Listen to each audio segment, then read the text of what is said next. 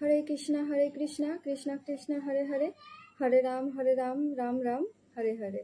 जय सुखी गृहस्थ जीवन क्लास की जय। हरे कृष्णा। আজকে আমরা আবার চলে এসেছি ক্লাসে। আজকে টপিকসটা অনেক গুরুত্বপূর্ণ এবং প্রত্যেকটা বিষয়ে অনেক গুরুত্বপূর্ণ বিষয় আলোচনা করা হবে।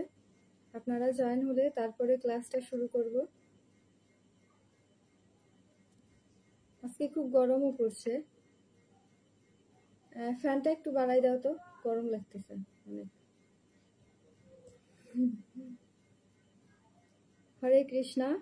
অলরেডি অনেকে জয়েন হয়ে গিয়েছেন। জয়েন হওয়ার পরে একটু কমেন্ট করবেন এবং ক্লাসটা একটু শেয়ার করে দিবেন, যাতে যারা ক্লাস করতে চায় তারা ক্লাসে যুক্ত হতে পারে। ঠিক আছে, জয়েন হওয়ার পর ক্লাসটা একটু শেয়ার করে দিবেন। আমি তো অলরেডি ক্যাপশনে লিখে দিয়েছি যে আজকে কি কি আলোচনা করা হবে।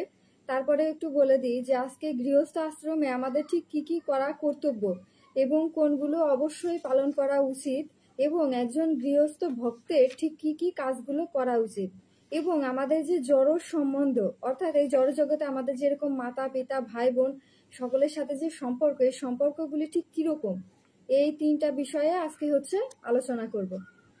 ক্লাসে জয়েন হয়েছেন কর্ণচন্দ্র দাস হরে কৃষ্ণ, ভানু বিশ্বাস রকি হরে কৃষ্ণ, নিমাই প্রভু হরে কৃষ্ণ, সুব্রত কৃষ্ণ দাস হরে কৃষ্ণ, মিথুন কানু প্রভু হরে কৃষ্ণ, কেয়া মোরাল হিয়া হরে কৃষ্ণ। সবাই জয়েন হওয়ার পরে একটু কমেন্ট করবেন। জনি মন্ডল হরে কৃষ্ণ, সুজিত হালদার হরে কৃষ্ণ প্রভু, পূজা দাস হরে কৃষ্ণ। সবাই জয়েন হওয়ার পর একটু কমেন্ট করবেন এবং ক্লাসটা একটু শেয়ার করে দিবেন। অলোক দে হরে কৃষ্ণ। আমি ভালো আছি, আপনারা সবাই কেমন আছেন? আমি ভালো আছি, আপনারা কেমন আছেন অবশ্যই জানাবেন। কমল পাল হরে কৃষ্ণ, প্রবীর মণ্ডল হরে কৃষ্ণ, আসাম থেকে দেখছেন, ধন্যবাদ। সুমন দেবনাথ হরে কৃষ্ণ, কাজল মণ্ডল হরে কৃষ্ণ। অনেকেই দেখতে পাচ্ছি জয়েন হয়ে গিয়েছেন। হরে কৃষ্ণ।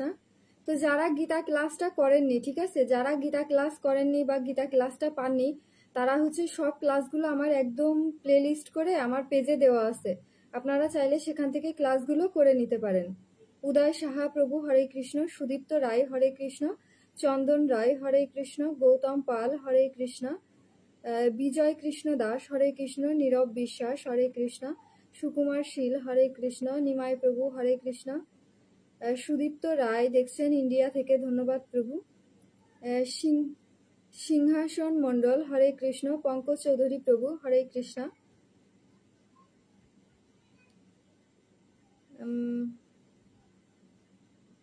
দীপক নাথ হরে কৃষ্ণ।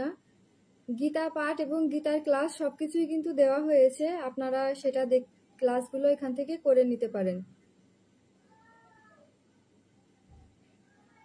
কুণাল সরকার হরে কৃষ্ণ।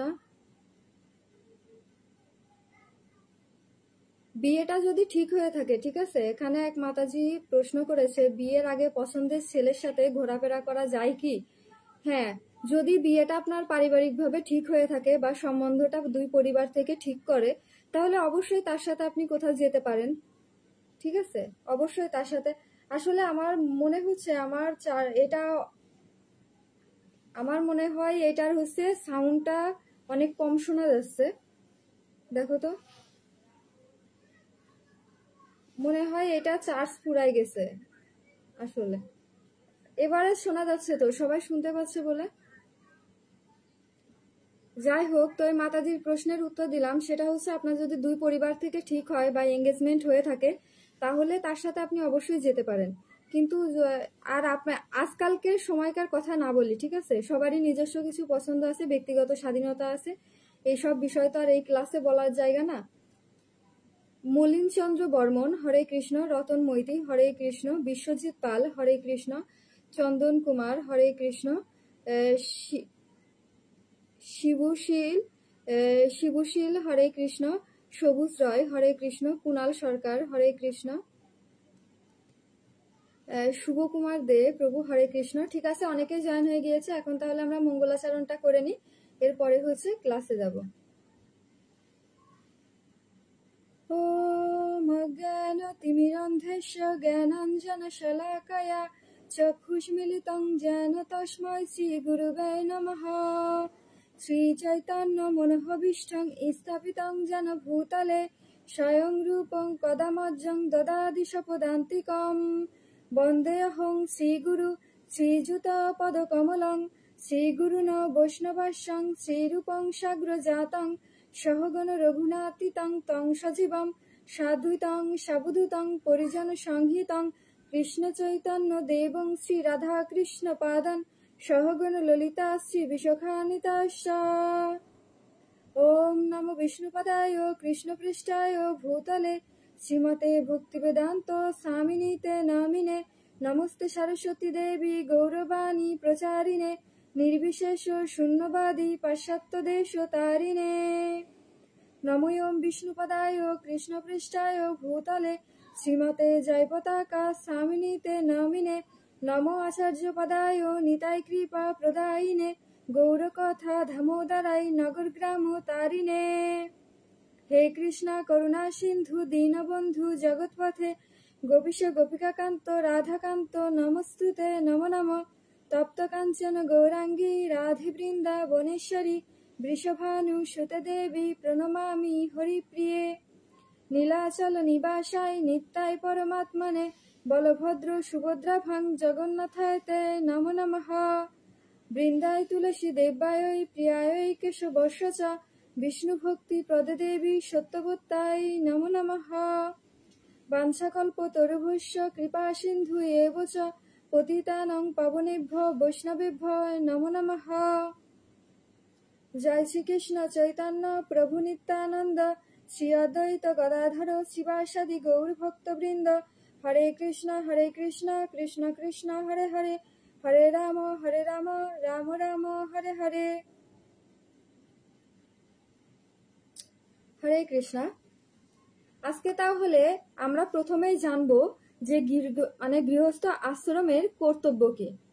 ঠিক আছে, গৃহস্থ আশ্রমের কর্তব্য কি? তো ভগবদ গীতায় ভগবান শ্রীকৃষ্ণ বলেছেন 7 অধ্যায়ের 11 নম্বর শ্লোক, 7ম অধ্যায়ের 11 নম্বর শ্লোকে ভগবান কি বলেছেন আমরা দেখি। বলম বলবতাম চাহম কামরাগ বিবর্জিতম ধর্ম বিরুদ্ধ ভূতেষু কামহস্মি ভরতর্ষভ। হে ভরতর্ষভ, আমি বলবানের কাম ও রাগ বিবর্জিত বল এবং ধর্মের অবিরোধী কামরূপে আমি প্রাণীগণের মধ্যে বিরাজমান। অর্থাৎ এই শ্লোকটা একটু পেছিয়ে বলেছে। কি বলেছে? যে বলবানের ভিতরে কাম এবং রাগ বর্জিত যে বল আছে সেই বল আমি, এবং ধর্মের অবিরোধী অর্থাৎ ধর্মের যেটা বিরোধী না সেই কাম সে। অর্থাৎ সকল প্রাণীগণের ভিতরেই কামনা বাসনা রাগ বিদ্বেষ সবকিছু বিরাজমান আছে এবং এটা থাকবে, এটা সৃষ্টি প্রদত্ত। কেউ যদি বলে যে আমার ভিতরে রাগ নেই, আমার ভিতরে কাম নেই, আমার ভিতরে বাসনা নেই, জেদ নেই, তাহলে সেটা সম্পূর্ণ মিথ্যা কথা, না হলে সে পাগল। কারণ এই পৃথিবীতে শুধুমাত্র পাগলেরই হচ্ছে কামনা বাসনা থাকে না। তারপরেও এখনকার পাগলগুলো অনেক মডার্ন হয়ে গেছে। ঢাকা শহরে পাগল দেখি তো দেখি যে ওদের ভিতরেও এখন অনেক ইচ্ছা, অনেক কিছু। ওদেরকে 2 টাকা দিলে নাই না, ওদেরকে 10-20 টাকা দেওয়া লাগে। আবার ওরা সেখান থেকে খাবার কিনে দিলে খায় না, ভালো দোকান থেকে খাবার কিনে দিতে হয়। তার মানে ওদের ভিতরেও কামনা বাসনা এখন ঢুকে গেছে। তো সুন্দর একটা গল্প বলি। একদিন হচ্ছে প্রভুপাদ ক্লাস নিচ্ছে, তো ক্লাস নিতে নিতে তো এখন জিজ্ঞেস করছে যে কার কার ভিতরে কাম নেই। এখন সবাই তো ভাবছে যে আমিরা যদি এখন বলি যে কাম আছে তাহলে তো প্রভুপাদ মনে হয় আমাদেরকে খারাপ ভাববে, আর যদি বলি যে কাম নেই তাহলে সেটাই বা কি করে প্রমাণ দেবো, কারণ আমাদের ভিতরে তো সত্যি সত্যি কামনা বাসনা আছে। তো তখন ওইখানে 2-3 জন আবার হাত তুলেছে। তো তুললে তখন প্রভুপাদ বলছে, এই তোমাদের ভিতরে কাম নেই? বলছে না, আমাদের ভিতরে কোনো কাম নেই। তো বলছে তাহলে তো তোমরা পাগল, এদেরকে পাগলাগারদে পাঠাও। তো তখন তারা বলছে, কেন প্রভুপাদ, আমাদের ভিতরে কাম নেই, তাহলে তো আমরা শুদ্ধ হলাম, আমরা পাগল কেন হব? তো বলছে এই পৃথিবীতে শুধুমাত্র পাগলের ভিতরে কামনা বাসনা থাকে না, তাছাড়া প্রত্যেক ব্যক্তির ভিতরে কামনা বাসনা থাকে। সে যত বড় সাধু হোক, যত বড় ব্যক্তি হোক না কেন, তার ভিতরে কামনা বাসনা অবশ্যই থাকবে। তো তোমার ভিতরে যেহেতু নেই, সেহেতু বুঝতেছি তোমরাই পাগল।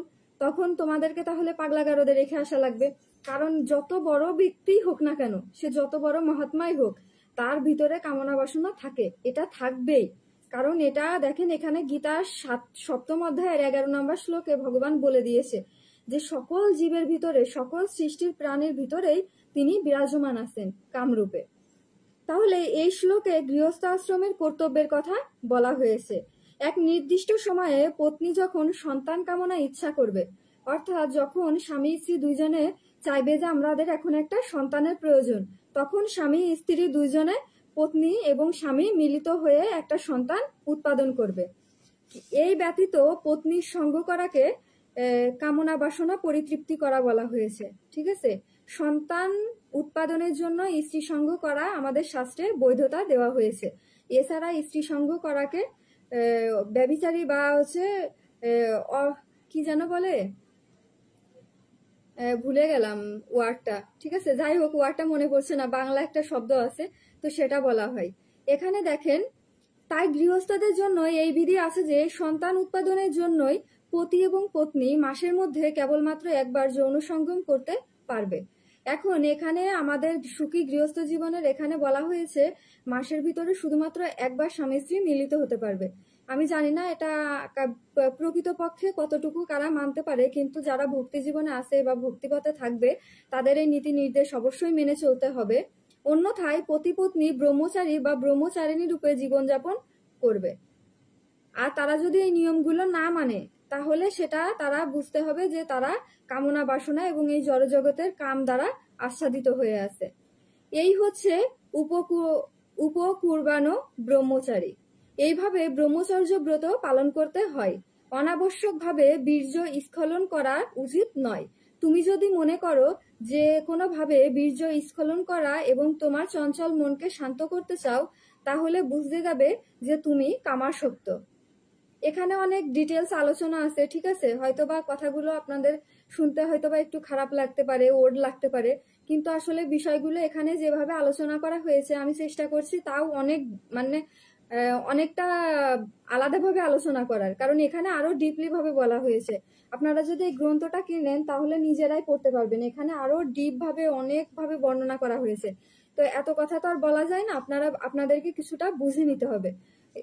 ঠিক আছে, তোমার শারীরিক শক্তি হ্রাস পাবে, মানসিক বিষণ্ণতা দেখা দেবে এবং অকালে বার্ধক্য দশা প্রাপ্ত হবে। দেখবেন যারা মন্দিরে থাকে তারা দেখবেন যে অনেক বয়স হয়, তারপরেও তাদের বয়স বোঝা যায় না এবং তাদের শরীরের একটা উজ্জ্বলতা দেখা যায় এবং তাদের যে শারীরিক যে গঠন আর গৃহস্থ ভক্তদের শারীরিক গঠন একরকম থাকে না। তার একটাই কারণ, তারা যারা মন্দিরে থাকে তারা কঠোরভাবে ব্রহ্মচর্য পালন করে এবং তারা যখন ইচ্ছা তখন কাম দ্বারা আসক্ত হয়ে তাদের যে শক্তি আছে সেটা ক্ষয় করে না। কিন্তু আমাদের গৃহস্থ ভক্তরা আছে, তারা যখন চাচ্ছে তখনই পাচ্ছে, তো তারা তাদের শক্তিটা ক্ষয় করছে, যার ফলে তাদের অল্প বয়সেই একটা বার্ধক্যের ছাপ তাদের মুখের উপরে কিন্তু চলে আসে। এটা কিন্তু শাস্ত্রে লেখা আছে যেরকম, সেই রকমের সায়েন্সেও বলা আছে যে যদি কেউ অতিরিক্ত যৌনসঙ্গ বা অতিরিক্ত এগুলো করে, কামাসক্ত হয়ে পড়ে, তাহলে তার অতি দ্রুত বার্ধক্যের ছাপ তার শরীরে দেখা যায়। সর্বদা ক্লান্তি অনুভব হয় এবং হাঁটতে অক্ষম হয়, অর্থাৎ সে সর্বদা ক্লান্তি অনুভব করে, তার ভিতরে বিষণ্ণতা কাজ করে। ভগবানের পবিত্র নাম জপ কীর্তন করতে তিনি সক্ষম হন না এবং যথাযথভাবে সেবা করতে পারেন না এবং তিনি যেভাবে সেবা করা উচিত সেভাবে সেবা করতে পারেন না।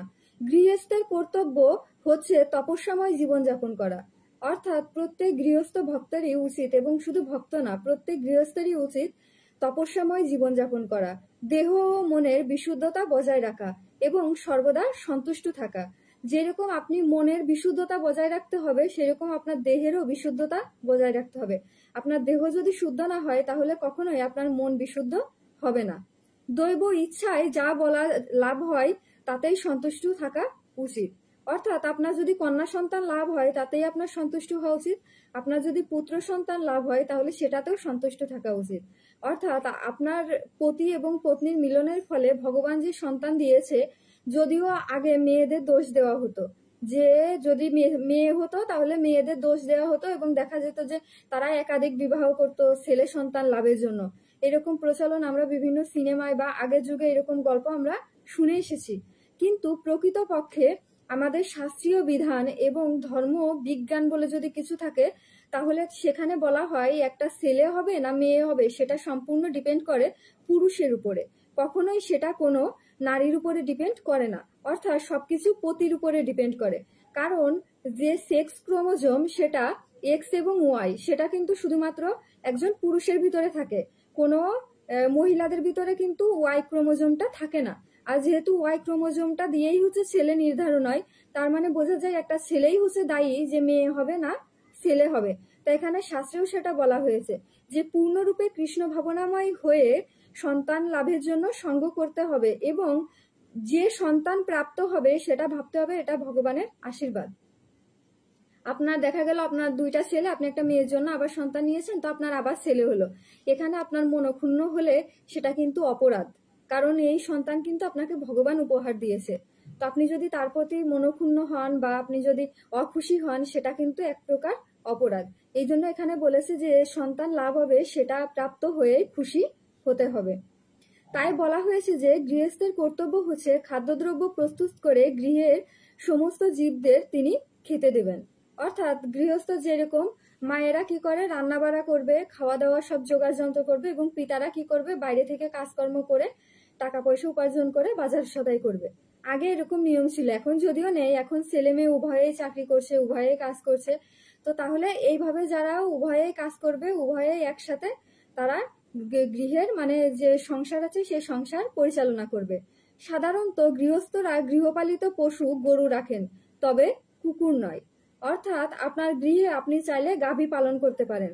প্রভুপাদ তার একটা গ্রন্থে বলে গিয়েছিল, কোনো গৃহস্থের যদি মাঠে অর্থাৎ কোনো গৃহস্থের যদি মাঠে একখণ্ড জমি এবং ঘরে যদি গাভী থাকে, তাহলে তার কোনোদিন ঘরে খাওয়ার অভাব হবে না। এটা কিন্তু সত্য কথা। কারো যদি মাঠে জায়গা এবং ঘরে যদি গাভী থাকে, তাহলে তার ঘরে কখনো মা লক্ষ্মীর অভাব হবে না। এই জন্য অবশ্যই প্রত্যেকের উচিত ভগবানের এবং প্রত্যেকের উচিত আমাদের সনাতন শাস্ত্র অনুযায়ী ঘরে মানে গাভী পালন করা। যারা শহরে থাকেন তাদের তো সম্ভব না, কিন্তু যারা হচ্ছে গ্রাম অঞ্চলে থাকেন তাদের অবশ্যই হচ্ছে গাভী পালন করা উচিত। আচ্ছা, সাউন্ড কি কম আসতেছে? মেধা বিশ্বাস অনেকে লিখছে সাউন্ড কম শোনা যাচ্ছে। সাউন্ড কি কম শোনা যাচ্ছে? কম শোনা গেলে একটু জানান তো। ঠিকই তো শোনা যাচ্ছে, ঠিকই তো শোনা যাচ্ছে, কম না তো। ঠিক আছে, তো গৃহপালিত পশু হিসেবে আপনারা গাভী পালন করতে পারেন। এখানে শাস্ত্রেও সেই কথা বলা হয়েছে যে গৃহস্থরা গৃহপালিত পশু রূপে গরু রাখবেন, কিন্তু কুকুর বিড়াল নয়। ঠিক আছে, এছাড়া অন্য কতক পশু পতঙ্গ পিপিলিকা, বৃশ্চিক, আরশোলা অথবা সাপ হতে পারে। এছাড়া দেখা যায় আমাদের গৃহে আরশোলা থাকেই, পিঁপড়া তো থাকেই, তারপরে বিছা, এগুলো তো থাকেই। আবার সাপ আশেপাশে, বাড়ির আশেপাশে অনেক সময় সাপ থাকে, এরকম থাকেই।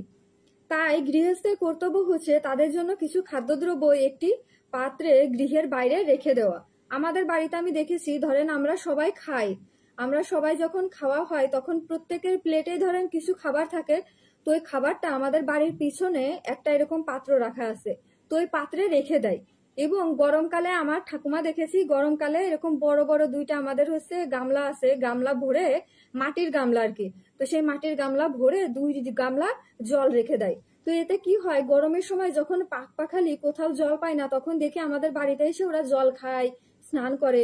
আবার ওই যে পাত্র দুইটা রাখা আছে, ওই পাত্রে আমাদের বাড়ি যত খাবার বাঁচে ওই খাবারগুলো ওই পাত্রে রেখে দেওয়া হয়, এবং যখন বাইরে থেকে কুকুর বিড়াল আসে তখন ওই খাবারগুলো ওরা খেয়ে যায়।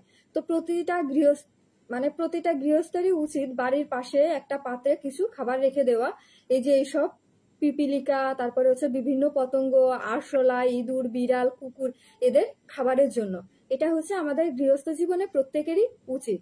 আমি দেখেছি আমি শুনেওছি, মানে ছোটবেলা দাদুদের কাছ থেকে দেখতাম তারা খাওয়ার পর এক মুঠ ভাত নিয়ে ঘরের পিছনে একটা জায়গায় রেখে আসতো একটা পাতায় করে। তো আমি জিজ্ঞেস করছি একদিন দাদুকে যে এটা কেন রেখে আসছে, তো বলছে যে এরকম আমাদের চারপাশে এরকম অনেক পাখি আছে, তারপর অনেক প্রাণী আছে যারা হচ্ছে খাবার পায় না, তো আমাদের উচিত আমাদের খাবার থেকে তাদের জন্য কিছু খাবার রেখে আসা। তো এই জন্য দেখেছি যে খাবার দিতে। আর আমাদের বাড়িতে সবসময় একটা কুকুর থাকতো, একটা বিড়াল থাকতো, যদিও এখন কুকুর বিড়াল দুইটাই মারা গেছে, তো এখন কিছুই নাই, কিন্তু বাইরে থেকে এসে ওরা খেয়ে যায়। প্রতিদিনই রেখে দেওয়া হয়, ওরা এসে খেয়ে যায়। তো আপনারাও চেষ্টা করবেন গরমের সময় এরকম পাত্রে জল রাখা, খাবার দেওয়ার, যাতে বাড়ির আশেপাশে পাখি বা অন্য প্রাণী যারা থাকবে তারা সেগুলো এসে খেয়ে যাবে।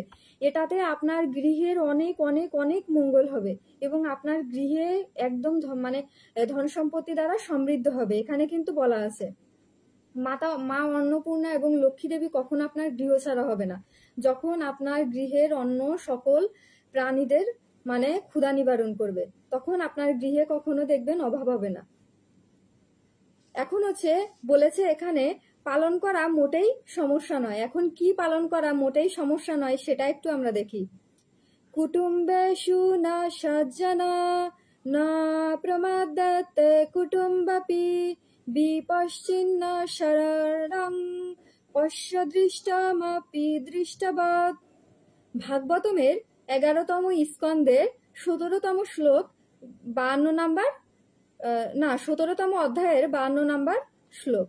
যে গৃহস্থ অনেক পোষ্য পরিবার পরিজন পালন করছে সে যেন তাদের প্রতি জাগতিকভাবে আসক্ত হয়ে না পড়ে, আবার নিজেকে মালিক মনে করেও সে যেন মানসিক ভারসাম্য হারিয়ে না ফেলে। বুদ্ধিমান গৃহস্থ দেখবে যে সে যে সমস্ত সুখ ইতোমধ্যেই অর্জন করেছে এবং ভবিষ্যতে লাভ হবে এই সমস্ত হচ্ছে ক্ষণস্থায়ী। অর্থাৎ এই যে আপনি বাড়িতে একটা কুকুর পালন করলেন, এখন পালন করে আপনি ভাবছেন ওই কুকুরের মালিক হচ্ছে আপনি, ভেবে তাকে যখন ইচ্ছা তাকে মারছেন, ধরছেন, কাটছেন, তো এইগুলো করা যাবে না। ঠিক আছে, আপনি গৃহে অবশ্যই পোষ্য রাখতে পারেন, কিন্তু সেই পোষ্যের উপর এইরকম ব্যবহার করা যাবে না যে এই পোষ্যের মালিক হচ্ছে আপনি। ধরেন আপনি বাড়িতে গরু পালছেন বা আপনার বাড়িতে গাভী আছে, এখন আপনি গাভীর সাথে খারাপ ব্যবহার করছেন, গাভীকে মারছেন বা গাভীর সাথে যথাচ্ছাচার করছেন, মানে আপনার যেটা ইচ্ছা হচ্ছে সেটা করছেন, তো এইগুলো করা যাবে না, কারণ তাদের মালিক হচ্ছে পরম পুরুষোত্তম ভগবান। আপনি যদি নিজেকে তাদের মালিক মনে করেন তাহলে অবশ্যই তার থেকে আপনার দুঃখ প্রাপ্ত হবে। এবং যারা বুদ্ধিমান গৃহস্থ আছে তারা কখনোই এইসব প্রাণীদের নিজের মানে মালিকানাধীন মনে করে না, যার কারণে তারা সুখ অর্জন করে এবং তাদের মধ্যে যে জ্ঞান সেটা মানে দীর্ঘস্থায়ী হয়। আর যারা অজ্ঞানী থাকে তাদের ভিতরে জ্ঞানটা হচ্ছে স্বল্প স্থায়ী হয়। তো চেষ্টা করবেন গৃহপালিত পশু পাখি পালন করা, কিন্তু সেগুলো যেন এমন ভাবে পালন করবেন যাতে মনে না হয় যে আপনি তাদের মালিক। ঠিক আছে, নিজেকে যেন ওদের প্রভু ভাববেন না। যখন নিজেকে ওদের প্রভু ভাববেন তখনই হচ্ছে সমস্যাটা তৈরি হবে। অর্থাৎ গৃহস্থের পোষ্য পরিবার পরিজনদের প্রতি আসক্ত হওয়া উচিত নয়। তাদের পালন করার জন্য কিভাবে ক্রমশ অধিক অর্থ উপার্জন করা যায় এরকম চিন্তা করা উচিত নয়। অর্থাৎ অনেকে আছে আমাদের সনাতন ধর্ম অনুযায়ী যেরকম হচ্ছে ষাঁড় গরু পালন করা, অর্থাৎ দেখা যায় অনেকে গরু পালন করে কুরবানিদের আগে সেই গরুগুলো বিক্রি করে। তো এই যে এইভাবে আপনি নির্দিষ্ট কারণেই কিন্তু পালন করছেন, তাই না? যে আপনি একটা ছেলে গরু পুষছেন বা ষাঁড় গরু বলে যেটাকে, তো সেটা পুষছেন, পোষার পরে আপনি নির্দিষ্ট কারণে পুষছেন যে আপনি ঈদের সময় বিক্রি করবেন, তাহলে বেশি টাকায় বিক্রি করতে পারবেন। আর সেটা কাদের কাছে বিক্রি করছেন? অবশ্যই কসাইয়ের কাছে। তো এই যে এইভাবে যদি আপনি কোনো গৃহপালিত পশু পাখি পালন করেন তাহলে সেটা হচ্ছে অপরাধ। যেরকম হাঁস মুরগি আপনি কাদের কাছে বিক্রি করবেন? যারা খাবে তাদের কাছেই তো বিক্রি করবেন। তো এটা কিন্তু অপরাধ এবং এটা দ্বারা কিন্তু আপনার সংসারে কখনো আয় উন্নতি হবে না, বরং হচ্ছে আপনার সংসারে ক্ষতি হবে। এই জন্য আপনি গৃহপালিত পশু পাখি পালন করবেন। আর যখন গরু বাছুর বিক্রি করবেন চেষ্টা করবেন যারা পালবে তাদের কাছে পালন করার জন্য, কখনো কোনো কসাইয়ের কাছে বিক্রি করবেন না। ঠিক আছে, আমাদের সনাতন ধর্ম অনুযায়ী এটাই বলে। এখন দেখেন শ্রীবাস ঠাকুর সুন্দর একটা কথা বলেছেন। আমরা দেখি শ্রীবাস ঠাকুরকে তো সবাই চেনেন, তাই না? চৈতন্য মহাপ্রভুর সময়ের শ্রীবাস ঠাকুর খুব সুন্দর একটা কথা বলেছেন, যদি একদিন আমাদের আহার না জোটে তাহলে আমরা উপবাস করব। দ্বিতীয় দিন যদি কিছু আহার না জোটে তাহলে আমরা উপবাস করব। তৃতীয় দিনেও যদি কোনো আহার না জোটে তাহলেও আমরা উপবাস করব। এইভাবে 3 দিন সপরিবারে আমরা উপবাস করব। তবে আমার দৃঢ় বিশ্বাস আছে যে আমাদের অবশ্যই আহার জুটবে, কেননা শ্রীকৃষ্ণই হচ্ছেন গোতৃপ্তত্বে বরণম তথা, অর্থাৎ আমাদের একমাত্র পালক। ধরেন আপনার খুব অভাব যাচ্ছে বা খুব সমস্যা যাচ্ছে, আপনি বিশ্বাস রাখেন অবশ্যই আপনার এই অভাব শেষ হবে। তারপরে আপনি দ্বিতীয় দিনও আপনার ঘরে ধরেন চাল ডাল নেই, আপনি রান্না করতে পারছেন না, সেই দিনও আপনি বিশ্বাস রাখেন যে অবশ্যই হচ্ছে আপনার জন্য কিছু না কিছু আসছে। তৃতীয় দিন সেই দিনও আপনার জন্য কিছু আসেনি, তারপরেও আপনার হতাশ হওয়া উচিত না এবং ভগবানের উপর বিশ্বাস হারানো উচিত না। অবশ্যই পরমেশ্বর ভগবান আপনাদেরকে সেই খাবার পৌঁছে দেবে। তিনিই হচ্ছেন আমাদের একমাত্র পালক। এই কথাটা শ্রীবাস ঠাকুর বলেছেন। এরপরে দেখেন গীতার নবম অধ্যায়ে 22 নম্বর শ্লোকে অনেক সুন্দর একটা কথা বলেছে। অনন্য চিত্তে আমার চিন্তায় মগ্ন হয়ে পরিপূর্ণ ভক্তি সহকারে যারা সর্বদাই আমার উপাসনা করেন তাদের সমস্ত অপ্রাপ্ত বস্তু আমি বহন করি এবং তাদের প্রাপ্ত বস্তুর আমি সংরক্ষণ করি। কথাটা কত সুন্দর দেখেছেন? কথাটা কি বুঝেছেন? এখানে ভগবান নবম অধ্যায়ের কত নাম্বার শ্লোক? 22 নাম্বার শ্লোক। নবম অধ্যায়ের গীতার নবম অধ্যায়ের 22 নাম্বার শ্লোকে বলেছেন, যখন আমার প্রতি কেউ শরণাপন্ন হয় বা যখন আমার প্রতি শরণাগতি হয় তখন তার প্রিয় যে সকল বস্তু সে প্রাপ্ত হয়েছে সেইগুলি আমি সংরক্ষণ করি এবং সে তার যেগুলো চাওয়া সেগুলো যদি সে না পায় তাহলে আমি সেইগুলো দেওয়ার জন্য তার বস্তুগুলো সংরক্ষণ করি। অপ্রাপ্ত বস্তুও আমি রক্ষা করি এবং প্রাপ্ত বস্তু আমি সংরক্ষণ করি। তার মানে আমাদের যা কিছু আছে সবকিছু দেখে শুনে রাখার দায়িত্ব হচ্ছে ভগবানের। আপনি শুধু ভগবানের চিন্তা করুন। ভাবছো বসে চলবে কিসে, তুমি ভাবার কে, ভাবার যে ভাবছে সে, তুমি ভাবো তাকে। ঠিক আছে? তো আমরা ভাবার কে বলেন? আমরা হচ্ছে তাকে ভাববো, আর আমাদের যা দরকার না তিনি ঠিকই ভেবে রেখেছেন। ঠিক আছে? এই জন্য আমাদের আর ভাবার কোনো প্রয়োজন নেই। এরপরে ভাগবতমের 11 স্কন্দের 17 নম্বর অধ্যায়ের 53 নম্বর শ্লোকে বলা হয়েছে, সন্তানাদি স্ত্রী আত্মীয় স্বজন ও বন্ধু বান্ধবের সঙ্গ লাভ হচ্ছে একটি পথিকের ক্ষণিক সঙ্গ লাভের মতো। স্বপ্ন শেষ হলে যেমন স্বপ্নের সমস্ত কিছুই হারিয়ে যায়, তেমনি দেহ পরিবর্তনের সঙ্গে সঙ্গে এই সমস্ত সম্পর্ক বিচ্ছিন্ন হয়ে যায়। অর্থাৎ আপনি যে দেহ প্রাপ্ত হয়েছেন, অর্থাৎ এখন আমি অপূর্বা উর্মিলা দেবীদাসী হয়ে আপনাদের সাথে একটা সম্পর্ক আছে আমার। আপনারা সবাই আমাকে কি রূপে চেনেন? অপূর্বা উর্মিলা দেবীদাসী। ধরেন আমি হঠাৎ করে মারা গেলাম, এখন মারা যাওয়ার পর আমি যে কি দেহ প্রাপ্ত হবো আমি জানি না। ধরলাম আমি আবার মনুষ্য দেহ প্রাপ্ত হলাম, হওয়ার পরে আমার নাম অন্য নাম হলো। এখন এই যে আপনাদের সাথে আমার একটা সম্পর্ক ছিল, আপনারা কিন্তু তখন কেউ আমাকে আর চিনতে পারবেন না, জানতেও পারবেন না। ঠিক আছে? তো এই যে পুরো বিষয়টা সবকিছুই কিন্তু এই দেহের একটা সম্পর্ক, এবং এই দেহটা যতক্ষণ আছে আপনার তাদের সাথে সম্পর্কটাও ঠিক ততক্ষণ আছে। অর্থাৎ এই জড় সম্বন্ধগুলি হচ্ছে ক্ষণস্থায়ী। পিতা বলেন, মাতা বলেন, স্বামী বলেন, স্ত্রী বলেন, সন্তান বলেন, আত্মীয় স্বজন বলেন, সবকিছুই হচ্ছে আপনার এই জড় দেহটা যতক্ষণ আছে এই সম্পর্কটাও ততক্ষণ। আপনার দেহটা যখনই থাকবে না তখনই আপনার সব সম্পর্ক ছিন্ন হয়ে যাবে।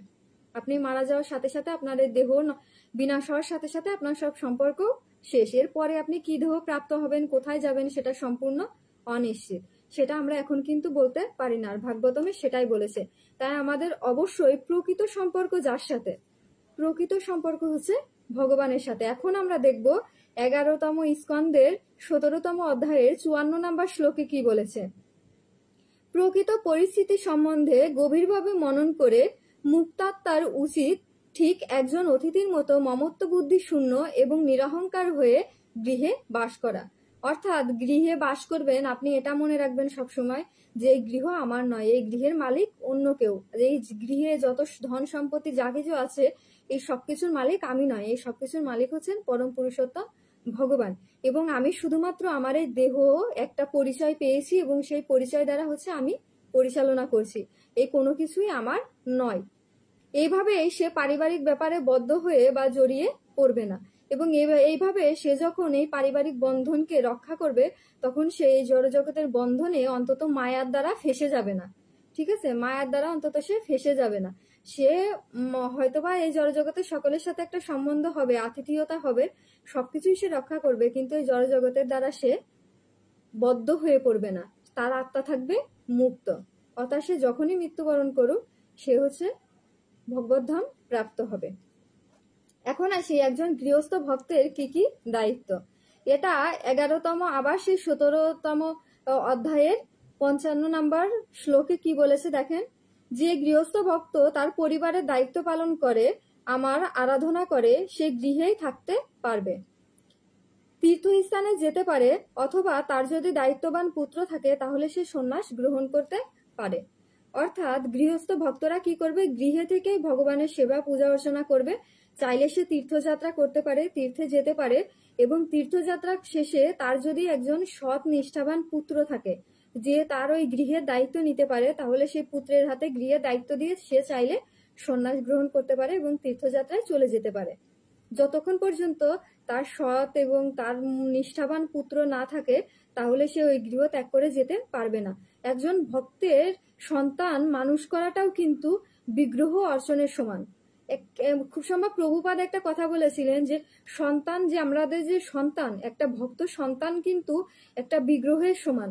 এক ভক্ত সন্তানকে পরিচর্যা করা, লালন পালন করা, তাকে সঠিকভাবে শিক্ষা দেওয়াটাও যতটা আপনি তাকে সুন্দরভাবে মানুষ করবেন, সেটাও ভগবানের বিগ্রহ অর্চনের করার সমান। তাই আমাদের বলেছেন যখন আপনার সন্তান হবে তখন অবশ্যই আপনি তাকে বিগ্রহ অর্চন করার মতো করেই তাকেও মানুষ করবেন এবং প্রতিপালন করবেন, সে যাতে সুন্দর এবং নিষ্ঠাবান একজন ভক্ত হিসেবে তৈরি হয়। কখনোই ভগবানের সেবা করতে যেয়ে সন্তানের প্রতি অবহেলা দেখাবেন না। আগে সন্তানের পরিচর্যা করবেন, তারপরে ভগবানের সেবা দিবেন। ঠিক আছে, এরকম করে একদম বলা ছিল কথাটা, অনেক সুন্দর। তো এখানে ওই কথাটাই বলেছে যে গৃহস্থ ভক্তরা গৃহের সমস্ত দায়িত্ব কর্তব্য পালন করবে।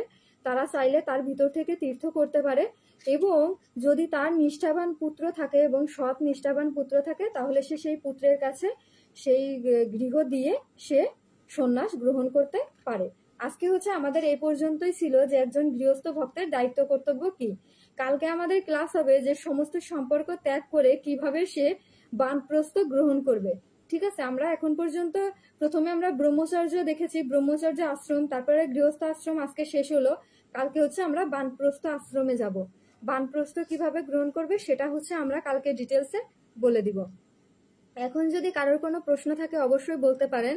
তারকচন্দ্র রয় প্রভু হরে কৃষ্ণ, সুজল রয় হরে কৃষ্ণ, নীরব প্রভু হরে কৃষ্ণ, নিপা সরকার হরে কৃষ্ণ, শ্রী প্রকাশ চন্দ্র রয় হরে কৃষ্ণ, অসিত দাস হরে কৃষ্ণ, চন্দন হালদার, পুলিন বিহারী হরে কৃষ্ণ, মিথুন সরকার হরে কৃষ্ণ, লিটন শীল, নিতাই চন্দ্র দাস, সুইটি রানী দাস, জয় বাপ্পি, নিতাই প্রভু হরে কৃষ্ণ, বাপ্পি দেব, নিপেন শিকদার, আলপনা নাথ, তনিমা সরকার, পাপ্পু দাস, দীপক দেবনাথ, মল্লিকা সামন্ত মাতাজি হরে কৃষ্ণ।